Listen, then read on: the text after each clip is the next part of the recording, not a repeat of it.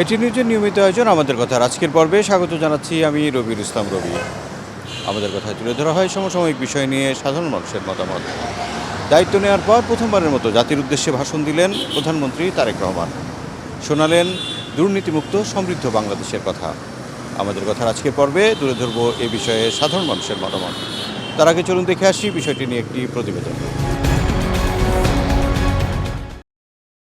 তারেক রহমান সশস্ত্র চিত্রে শপথ। ত্রয়োদশ জাতীয় সংসদ নির্বাচনে নিরঙ্কুশ বিজয় নিয়ে সরকার গঠন করল বিএনপি। বিএনপি প্রধান তারেক রহমান প্রধানমন্ত্রী হিসেবে দায়িত্ব নিয়ে পরের দিনই কর্মব্যস্ত সময় পার করেন। রাতে বাংলাদেশ টেলিভিশন ও বেতারে জাতির উদ্দেশ্যে ভাষণ দেন তিনি। হাজারো শহীদের প্রাণের বিনিময়ে আমরা দেশ এবং জনগণের স্বাধীনতা, সার্বভৌমত্ব রক্ষা করতে পেরেছি।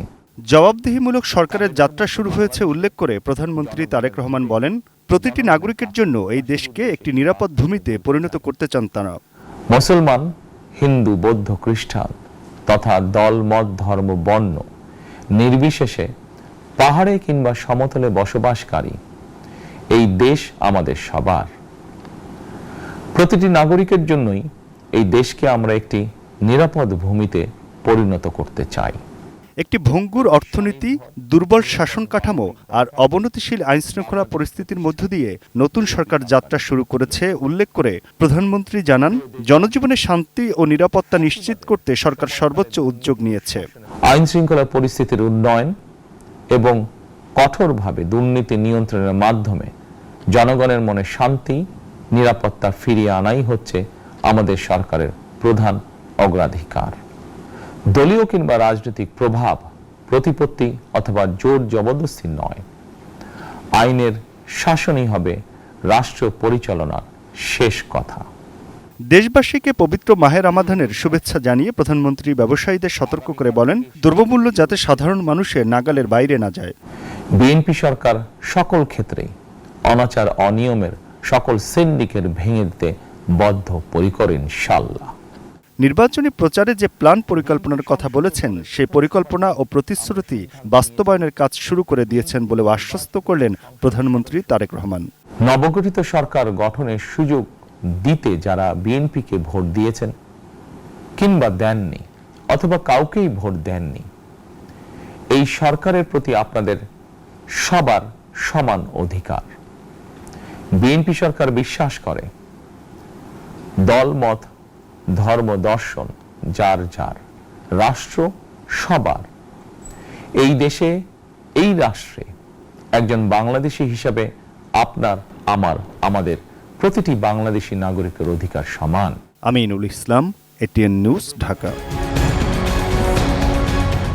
প্রতিবেদনটি দেখার পর এবার চলুন দেখে আসি সাধারণ মানুষের মতামত।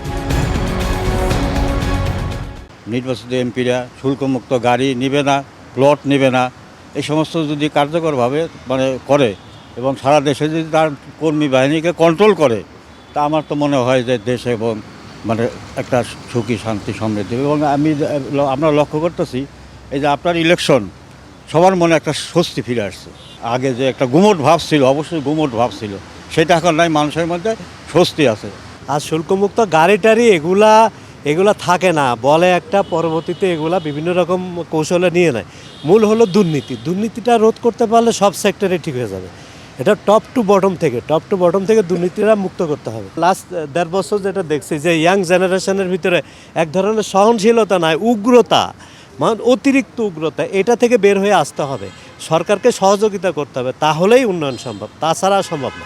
দুর্নীতি মুক্ত সমাজ তো সবার চাহিদা। দুর্নীতি তো কীভাবে সহনীয় পর্যায়ে আসা যায় ওটা তো উনি করবে।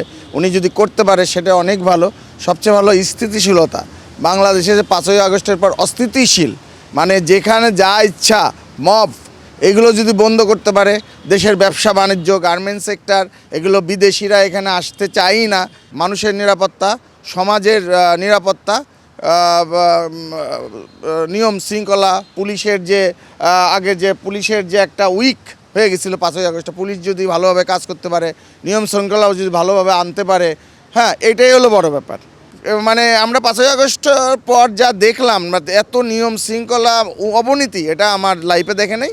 তবে এখন নির্বাচিত সরকার তারেক সাহেব আসছে, উনি ওনার যে প্রশাসন, মন্ত্রিসভা, আমার মনে করি এটা ওনারা কন্ট্রোল করতে পারবে। তো ওনার যে প্ল্যান আছে এই পরিকল্পনাগুলো সবই ঠিক আছে যদি খালি বাস্তবায়ন করা যায়, এবং আমার মনে হয় বাস্তবায়ন করতে হবে না। একটা সুন্দর ব্যালান্স একটা মন্ত্রী পরিষদ হয়েছে, এবং এদের কাছে আশা করা যায় এটা ভালো করতে পারবেন। ওনার কাছে আমাদের প্রত্যাশা যে আইন শৃঙ্খলাটা উনি ভালো রাখবেন এবং যে আস্তে আস্তে করে এই দুর্নীতি পদে পদে আমাদের যে দুর্নীতি এটা থেকে আমাদের মুক্ত করবেন। জাতির উদ্দেশ্যে প্রথম ভাষণ দিয়েছেন বাংলাদেশের 11তম প্রধানমন্ত্রী তারেক রহমান। এই ভাষণ সম্পর্কে জানব সাধারণ মানুষের কথা।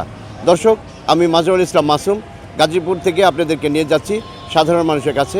তাহলে চলুন দেখে আসি ভাষণ নিয়ে সাধারণ মানুষ কী ভাবছেন। তার এই বক্তব্যকে সাধারণ মানুষ ভীষণভাবে গ্রহণ করেছে এবং অধীর আগ্রহে অপেক্ষা করতেছে যে আগামী দিন তার এই ভাষণ বাস্তবায়ন হবে এবং সাধারণ মানুষ তার এই বক্তব্যের সুফল তারা ভোগ করতে পারবে। প্রধানমন্ত্রীর কাছে আমাদের প্রত্যাশা, আমাদের দ্রব্যমূল্য, আমাদের রাহাজানি, আমাদের হাইজ্যাক, আমাদের ছিনতাই এবং আমাদের চাঁদাবাজি, আমরা এগুলা দেখতে চাই না, যেটা স্পষ্টভাবে প্রধানমন্ত্রী জাতির সামনে উপস্থাপন করেছেন। জাতির উদ্দেশ্যে প্রথম ভাষণ দিয়েছেন বাংলাদেশের প্রধানমন্ত্রী তারেক রহমান। আমাদের কথায় আমি ভুবন সেন। আজ শুনবো প্রধানমন্ত্রীর প্রথম ভাষণ নিয়ে কি ভাবছেন দিনাজপুরের সাধারণ মানুষ।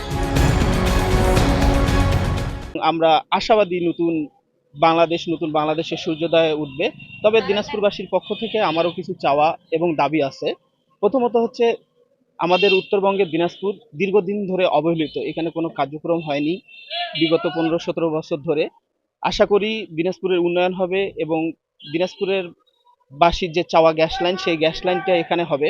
বাংলাদেশের মানুষ তার বক্তব্যে, তার ভাষণের মাধ্যমে অনেক আশা যে বাংলাদেশের এই নতুন প্রধানমন্ত্রী বাংলাদেশকে অনেক উচ্চতায় নিয়ে যাবে।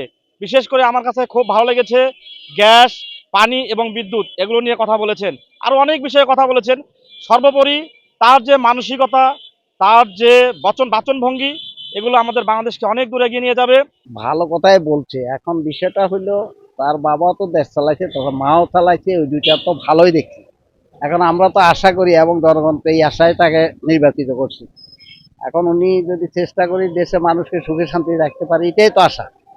আমরা তো দেশের শান্তি শৃঙ্খলা এবং আইনের শাসন এইটুকু চাই, এবং দ্রব্যমূল্য যেন মানুষের নাগালে ভিতরে থাকে আর কি, ক্রয় মূল্যের ভিতরে। এই ছিল আমাদের কথার আজকের আয়োজন। আমি রবিউল ইসলাম রবি ছিলাম আপনাদের সঙ্গে। আবার দেখা হবে নতুন কোনো বিষয় নিয়ে, নতুন কোনো পর্বে। সেই পর্যন্ত সবাই ভালো থাকুন, সুস্থ থাকুন, সঙ্গে থাকুন এটিএন নিউজের।